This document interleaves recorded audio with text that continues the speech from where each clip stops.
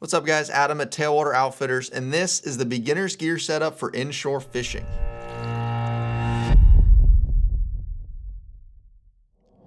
So in this video, we're going to cover all of the gear required to get started as a beginner in saltwater fishing. This is stuff that's not going to break the bank. It's not bottom of the barrel stuff. It's good quality stuff. That's not going to break the bank though. It's not going to put a big hurt on your wallet, but the necessities to get you going for saltwater fishing inshore.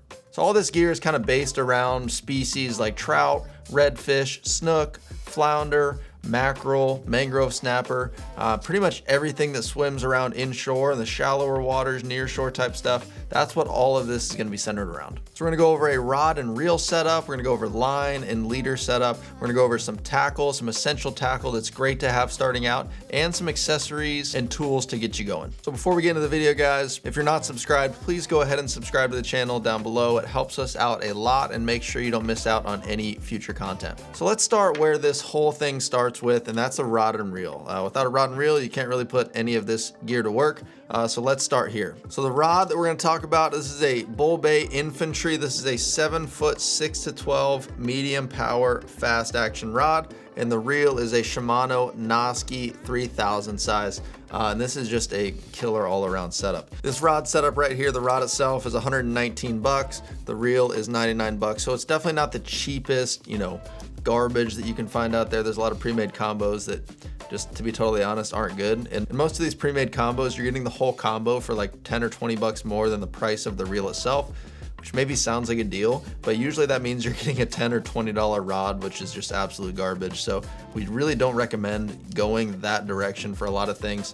One of the things that we love about these Bull Bay rods is the warranty. They have a no questions asked, over-the-counter replacement warranty, no receipt needed. It's literally as easy as bringing in a broken rod and walking out with a brand new one, no questions asked. So that's one of the reasons we love them, but it's a great rod. It's a very comfortable cork and EVA handle on there.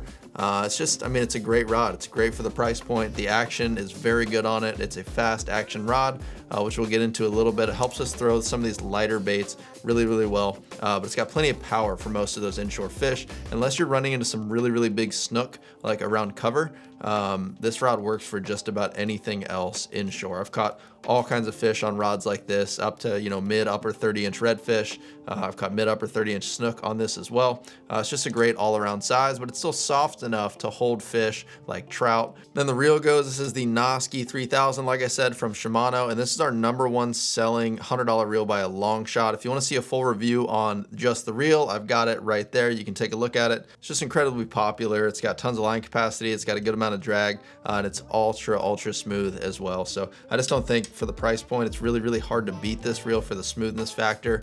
Then the line setup on this, it's super cool color there. It's this camo color, the moss camo color from Beyond Braid. This is 10 pound, which is plenty for those inshore species we talked about. And it's still light enough to help you cast a lot farther. The heavier braid you start putting on the reels, you start limiting your casting distance a lot. So 10 pounds, just a great sweet spot for a rod and reel combo like this and the species. And if you want to pick up any of the gear we're talking about along the way, links are in the description to tailwatershop.com, where you get 10% back in store credit with every single purchase, and everything over 100 bucks, including almost all the rods, shipped for free as well. So make sure you check that out down below. So let's quickly touch on some tackle that's going to be great. This is just the essential stuff. You can definitely get more than this if you want. You're welcome to it, but this is going to cover most of your bases. And this is the Inshore Essentials tackle bag. I've got a full video on this as well, linked right there if you want to see every detail about what you get in here. But long story short, it's 140 bucks-ish, 135, 140 bucks tackle, and a bag for 99 bucks. So you can take a quick look in here. You've got a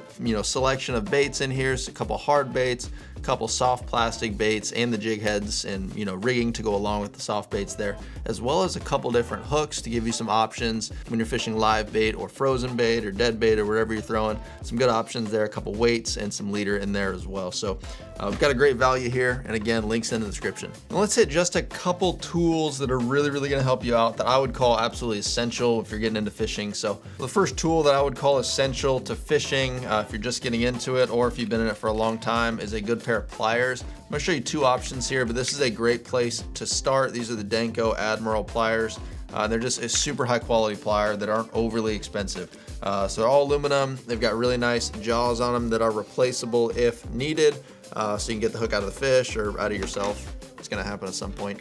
I hate to tell you, but it's gonna happen. They've also got really sharp cutters on them. So cut line with this, it just melts through braid and mono and fluoro like butter. These things don't wear out very often, but if they did, they are replaceable. So you can get some replacement cutters and you can put them on there if yours stopped working well. Just make sure to rinse these off after every use, but they come with a great sheath as well. So this sheath, it doesn't have a, you don't need to put it through a belt, which I really like. It's got a clip on there so you can put it, if you're wearing board shorts, something like that, without a belt, you can just slide these down the waistband and hold them on there, but it's got a nice lanyard so you're not gonna drop them and lose them. But this is a great option. They're like 45 bucks. They're not super cheap, but these are a phenomenal pair. Again, we're not talking about cheapest equipment here. We're talking about on the lower end of things, but good quality stuff.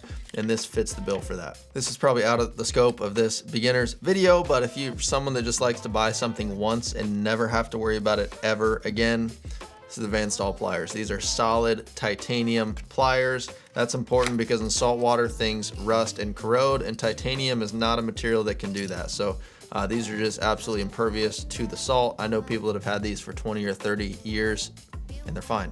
So if you lose them, that's on you. But they come with the lanyard as well. The sheath on this is super nice leather. You do have to wear a belt to be able to carry these on your waist if you do go this route.